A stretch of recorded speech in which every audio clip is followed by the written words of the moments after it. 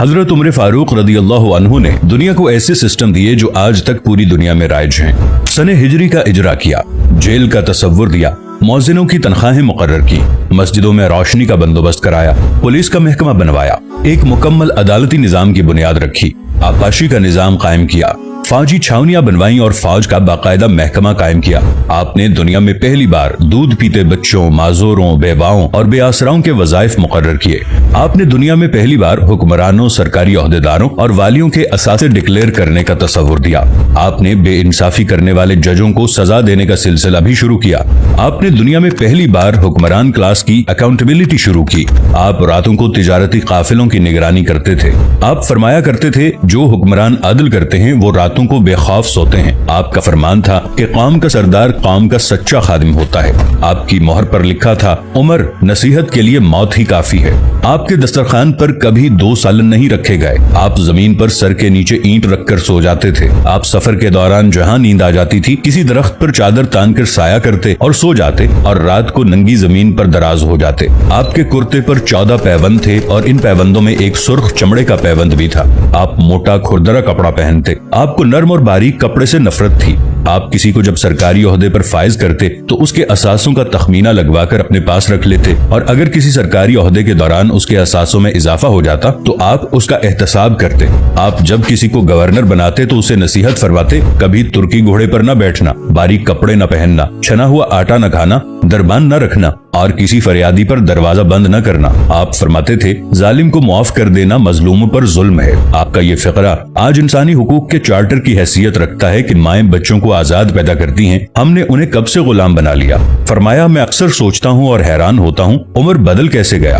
आप इस्लामी दुनिया के पहले खलीफा थे जिन्हें अमीरुल मोमिनीन का खिताब दिया गया।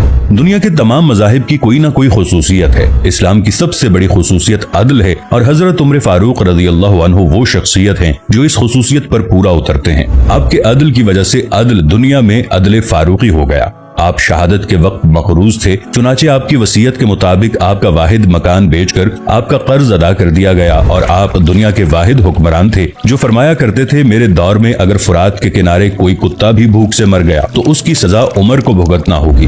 आपके अदल की यह हालत थी। आपका इंतकाल हुआ तो आपकी सल्तनत के दूर दराज इलाके का एक चरवाहा भागता हुआ आया और चीख कर बोला, लोगों, हजरत उमर फारूक रदियल्लाहु अन्हु का इंतकाल हो गया। लोगों ने हैरत से पूछा, तुम मदीने से हजारों मील दूर जंगल में हो, तुम्हें इस सानहे की इत्तला किसने दी। चरवाहा बोला, जब तक हजरत उमर फारूक रदियल्लाहु अन्हु जिंदा थे मेरी भेड़ें जंगल में बेखौफ फिरती थीं और कोई दरिंदा उनकी तरफ आंख उठाकर नहीं देखता था, लेकिन आज पहली बार एक भेड़िया मेरी भेड़ का बच्चा उठाकर ले गया। मैंने भेड़िया की जुर्रत से जान लिया कि आज दुनिया में हजरत उमर फारूक रदियल्लाहु अन्हु मौजूद नहीं है। हजरत उमर फारूक रदियल्लाहु अन्हु ने अपने दौर में जिस जिस खित्ते में इस्लाम का झंडा भिजवाया वहाँ से आज भी अल्लाहु अकबर की सदाएं आती हैं। वहाँ आज भी लोग अल्लाह के सामने सजदा करते हैं। दुनिया में अलेक्जेंडर का नाम सिर्फ किताबों में सिमट कर रह गया है, जबकि हजरत उमर फारूक रदियल्लाहु अन्हु के बनाए निजाम दुनिया के 245 ममालिक में आज भी किसी न किसी शक्ल में मौजूद हैं। आज भी जब किसी डाक खाने से कोई खत निकलता है, पुलिस का कोई सिपाही वर्दी पहनता है, कोई फौजी जवान 6 माह बाद छुट्टी पर जाता है या फिर हुकूमत किसी बच्चे, माजूर, बेवा या बेआसरा शख्स को वजीफा देती है तो वो मुआशरा, वो सोसाइटी बेइख्तियार हजरत उमर फारूक रदियल्लाहु अन्हु को अजीम तस्लीम करती है।